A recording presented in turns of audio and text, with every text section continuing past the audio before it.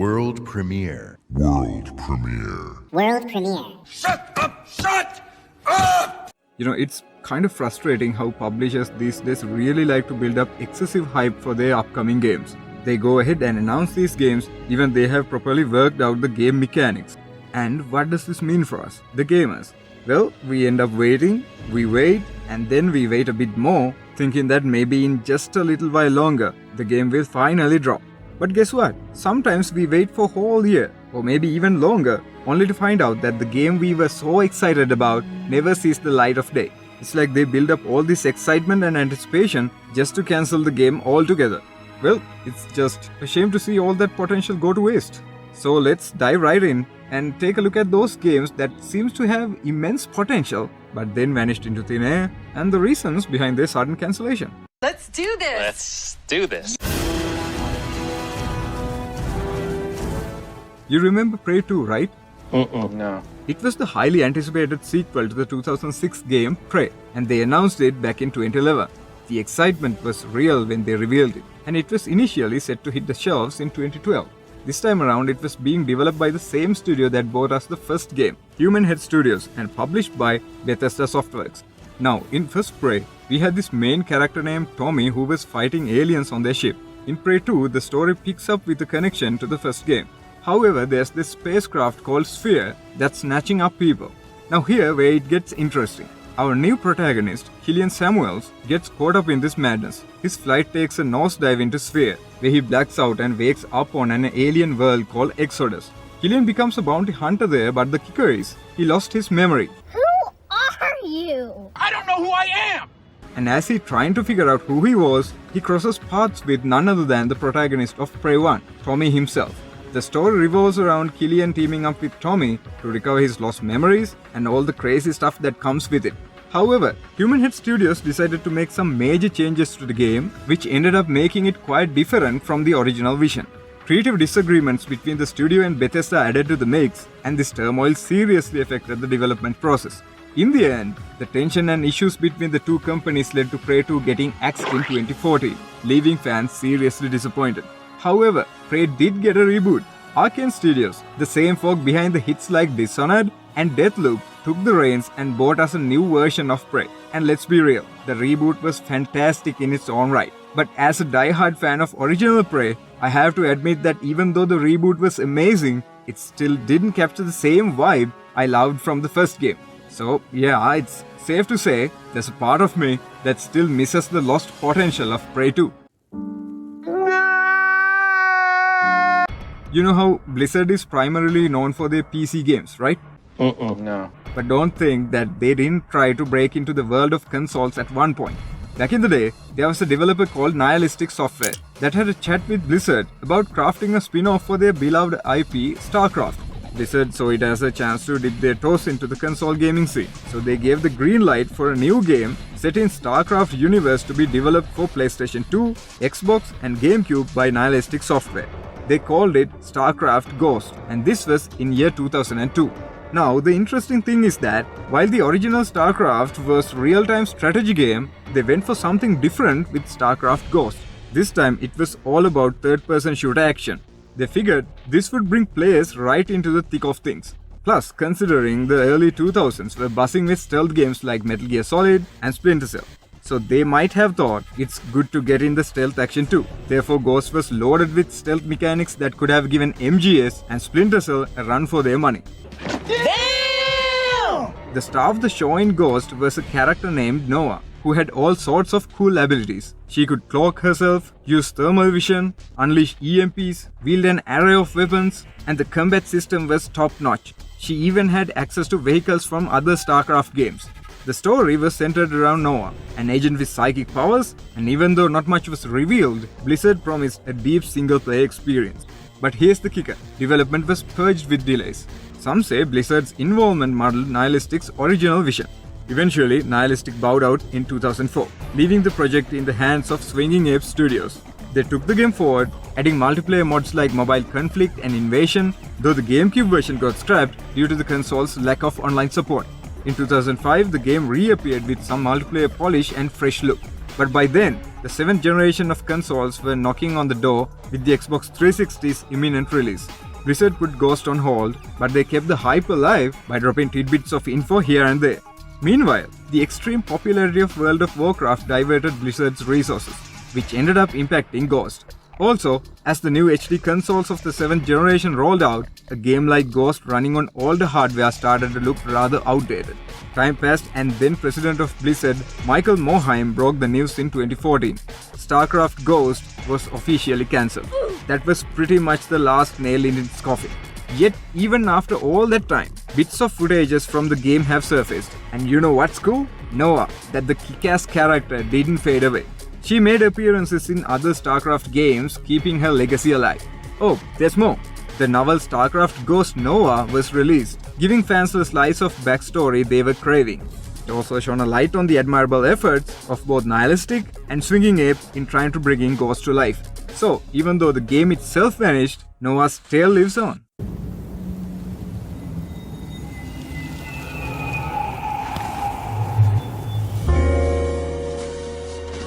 Back in 2007, Sony gave us a little tease, dropping the news that they were cooking up something exciting with Rockstar. Fast forward to 2009 and big reveal came, Agent. This was a PlayStation 3 exclusive, all set to be developed and published by Rockstar themselves. The stage of Agent was the intriguing backdrop of the 1970s, during the tense Cold War era. Now let's dive into a bit of tech talk. Okay. You see, the PlayStation 3 had this distinctive architecture known as the self-broadband architecture, a far cry from the PC or Xbox 360 had. Sony claimed that if the developers could harness the power of PlayStation 3 and optimize their games for it, theoretically it could churn out the visuals that were clearer and more impressive than what Xbox 360 could muster. So Rockstar saw an opportunity here. They wanted to tap into this unique architecture and create a game that could truly push the boundaries of visual fidelity. It's one of the big reasons why Agent was positioned as PlayStation exclusive. Plus, the word was that the development reins were to be held by the legendary House brothers at Rockstar, leading many to speculate that Agent would follow the footsteps of Grand Theft Auto and become a monumental hit. Here's the twist though. Beyond this initial buzz, not much else was officially disclosed about Agent. It was said to be marked different from LA Noire, and Sony had initially announced it would be released in 2010. Don't give me hope. However, as the time trudged on, the release window kept getting nudged further and further back. Then in 2012, things got a bit more interesting. Some character and environment images from Agent leaked through a resume belongs to a former environmental artist who'd worked on both GTA 4 and Agent. It was leaking badly. Those images reignited the curiosity around the game. With the dawn of the PlayStation 4 in 2013, gamers had their hopes high that Agent might transit to the new console, much like what happened with The Last Guardian.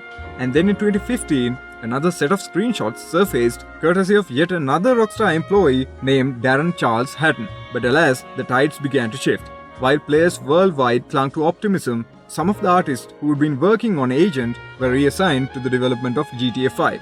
This move, coupled with industry chatter, painted a rather gloomy picture. The prevailing sentiment was that Agent might never actually see the light of the day under these circumstances.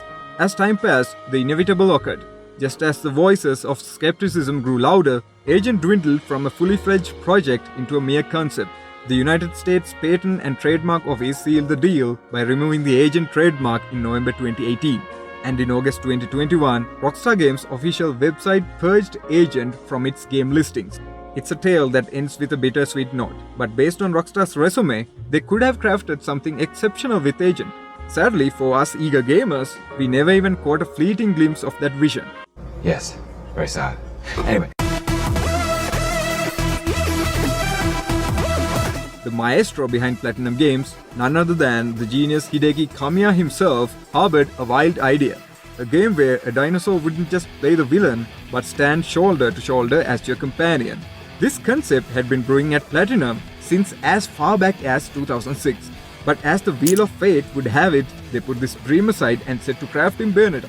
Yet even after the tantalizing spectacle of Bayonetta, Platinum pitched their dinosaur partnership idea to various publishers.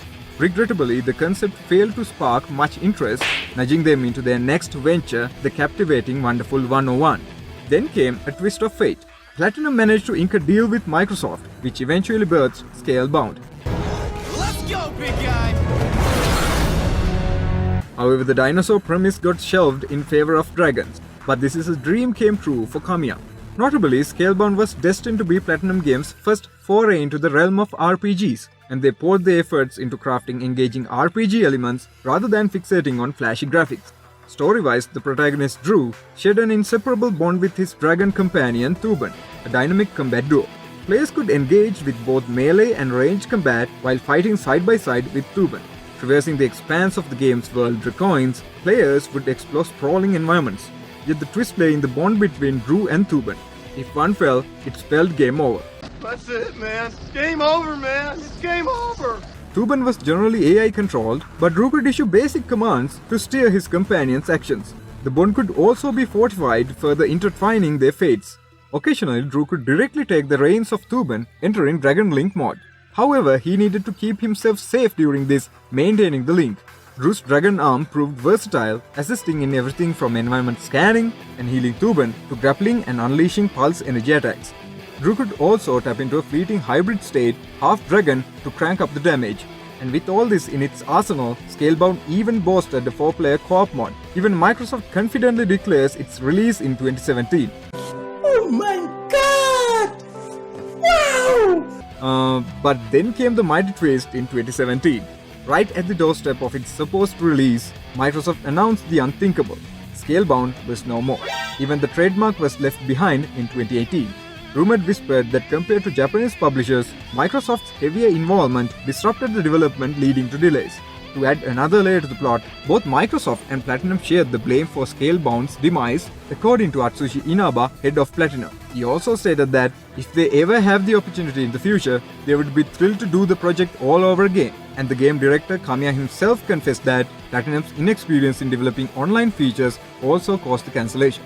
He also personally apologized to the gaming community for the letdown. Yet as the dust settled, fragments of Scalebound's unrealized potential found a new home as some of its gameplay features found their place in Bayonetta 3.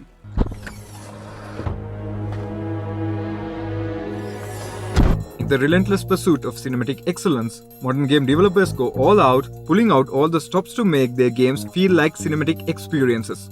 And when it comes to the survival of console life cycle, having killer apps is absolutely vital. So let's turn the spotlight on a title that had PlayStation 3 gamers buzzing 8 days.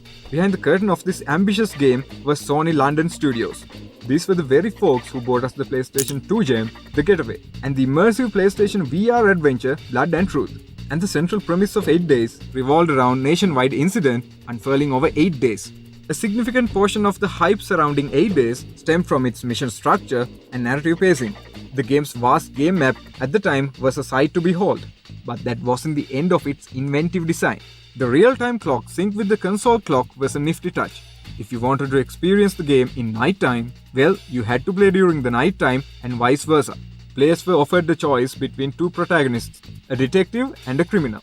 Both chasing the same objective, their paths would inevitably intertwine, leading them to join forces against a formidable crime lord. That's the essence of the plot in 8 days.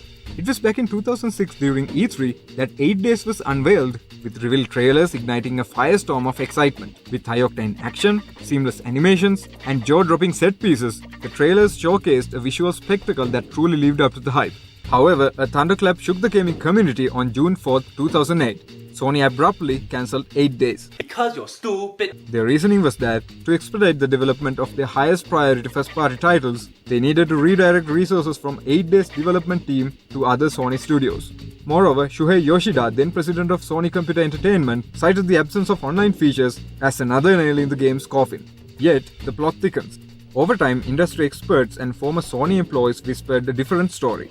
The real cause of 8 Days' cancellation apparently wasn't its online feature deficiency, but rather the ballooning production costs. Reportedly, it was simply too expensive to continue, and Sony shifted its focus on their newfound flagship title, Uncharted.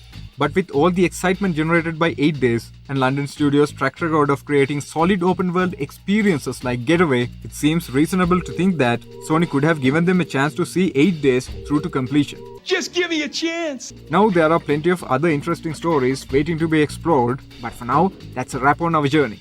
If you found this video informative, please show your support by giving it a like. And of course, consider subscribing for more engaging gaming content in the future. So folks, let's catch up in the next one.